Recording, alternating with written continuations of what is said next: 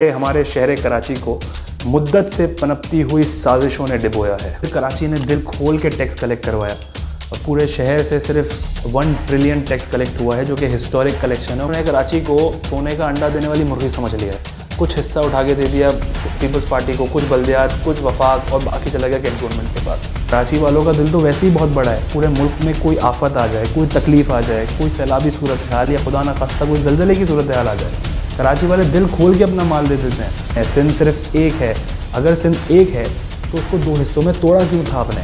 Urban और rural के नाम पे अपना मंजन बेचा क्यों था?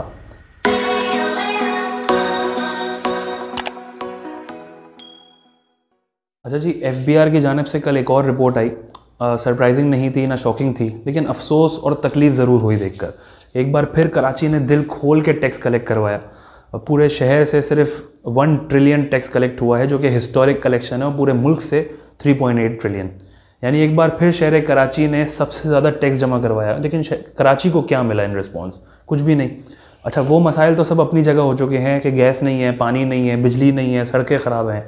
अब जो मसाइल होते हैं वो ये होते हैं कि घर से जब निकल रहे हैं ना, तो खैर से अपने काम पे पहुंच जाएं और काम से घर पे आ जाएं, क्योंकि रास्ते में ना हमारा मोबाइल छिने, ना हमारा वॉलेट, ना गाड़ी, ना बाइक, कोई भी मसाइल ना हो और खैर से आना जाना हो जाए। प्रॉब्लम यहाँ ये है कि किसी एक ने नहीं लूटा यहाँ पर कराची शहर को। मुख्तलिफ औकात पर मुख्तलिफ इदारे आए, उन्होंने अपनी जगह बनाई यहाँ पर और सब ने मिलकर खाया। कोई एक अगर आता ना तो लड़ाई झगड़े ज़्यादा होते। तो इन्होंने कराची को सोने का अंडा देने वाली मुर्गी समझ लिया है। कुछ हिस्सा उठा के दे दिया पीपल्स पार्टी को, कुछ बल्दियात, कुछ वफाक, और बाकी चला गया कैंटोनमेंट के पास। सब मिल के हंसी खुशी खाते हैं, हंसी खुशी खेलते हैं और चले जाते हैं।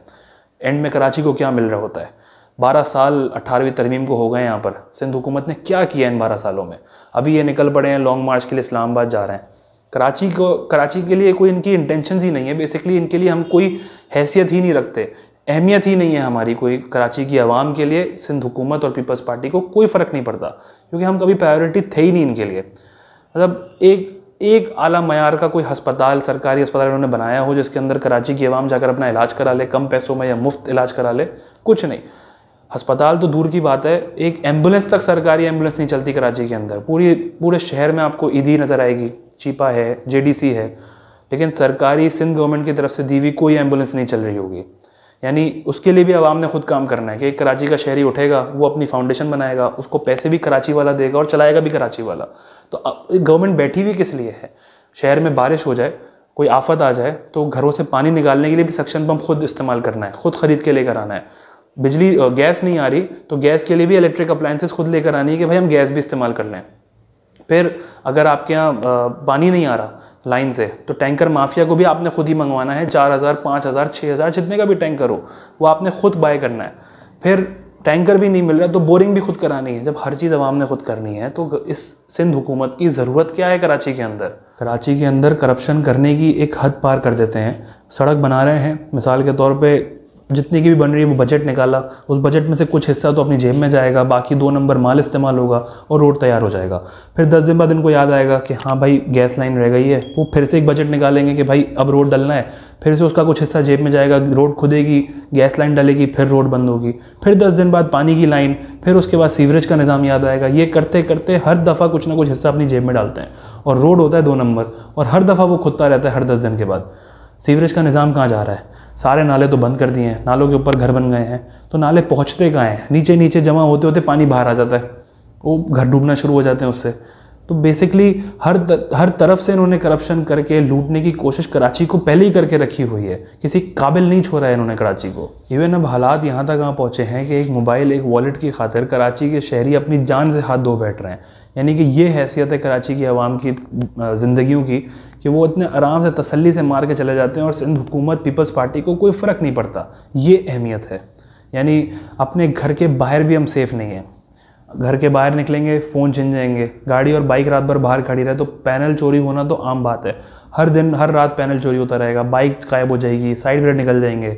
लेकिन इस सब के बाद भी सिक्योरिटी कहाँ है? सिंध पुलिस का क्या किरदार है? वो कहाँ गायब है? सिंध पुलिस की भी क्या बात करूँ, अगर गलती से थाने पहुँच जाएँ कंप्लेन कराने के लिए, तो वहाँ पे थानेदार को ये मालूम नहीं होता कि उसकी जुरिस्डिक्शन कहाँ तक है, उसके थाने की हुदूद किन इलाकों तक पहुँचती है। ये बुनियादी मालूमात ही नहीं है। और इसलिए नहीं है क्योंकि आप जब अंदरून से लोग उठा के ले आएंगे और उनको एक नए शहर में बग़ैर किसी मालूमात की नौकरी दे देंगे तो उनको भी कुछ नहीं पता चलना। इवन वाटर बोर्ड का इदारा है, KMC है, यहाँ तक भी लोग इन्होंने अपने बिठा लिए हैं। और इस सब मसाइल के बाद, तकलीफ़ों के बाद जब कोई कराची का शहरी या कराची वाले निकल के अपने हक़ की बात करते हैं तो उनको गद्दार, उसके अलावा बगावत, ये सब के नाम से पुकारा जाता है। यानी ये कहा जाता है कि आप सिंध को तोड़ने की बात कर रहे हैं। सिंध धरती माँ है, सिंध सिर्फ एक है।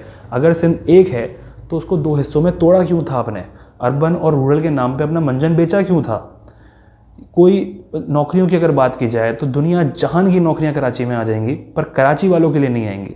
अंदरूनी सिंध में एक ही बड़े ग्रेड की पोजीशन पे 20-20 कुर्सियां होती हैं, उसमें कंपटीशन होता है। कराची में ग्रेड 4, ग्रेड 5 के लोअर डिवीज़न क्लर्क, अपर डिवीज़न क्लर्क, ड्राइवर, कांस्टेबल, ये नौकरियां मिलती हैं।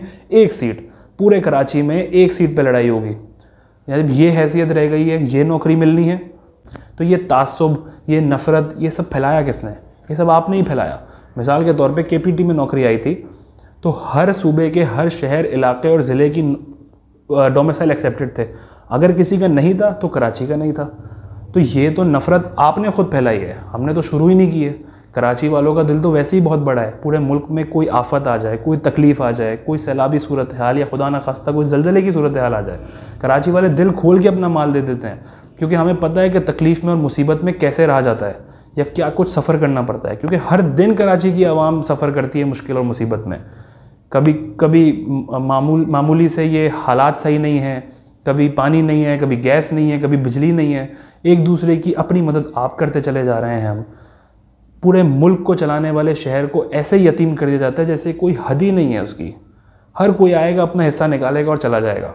एक तरफ पहले मुल्क को चलाते हैं, हुक्मरानों के घर भी चलते हैं कराची वालों की वजह से, और अब इन चोरों और लुटेरों के भी घर, डकैतों के घर भी कराची वाले चला रहे हैं।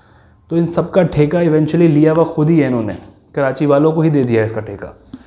खैर, इस सब का, ये सारे मसलों का हल बुनियादी तौर पर मेरे ख़्याल से सिर्फ कराची की आवाम खुद है। हम सब हैं। हम सब को मिलकर यहाँ पर आकर बाहर आना होगा पीपल्स पार्टी के ख़िलाफ़। इनके ख़िलाफ़ सड़कों पर निकलना ज़रूरी है। इकट्ठे निकलेंगे ना अगर पूरी आबादी के साथ, तो इनको ये कुछ नहीं कर सकते। इनकी ताकत बिल्कुल ज़ीरो है अगर पूरी आवाम बाहर निकलेगी। चंद लोग आएंगे, ये फिर दबा के बिठा देंगे, चंद आएंगे फिर दबा के बिठा देंगे।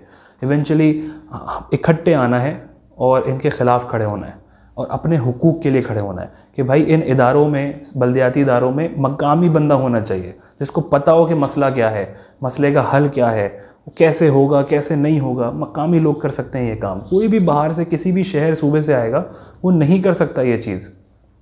आखिर में अपनी बात का इख्तिताम एक लाइन से ही करूँगा, और वो लाइन पूरी सूरत हाल शहर कराची की बयान कर देती है कि किस तरह सब ने आके उसको लूटा है। इस प्यारे हमारे शहर कराची को मुद्दत से पनपती हुई साजिशों ने डिबोया है।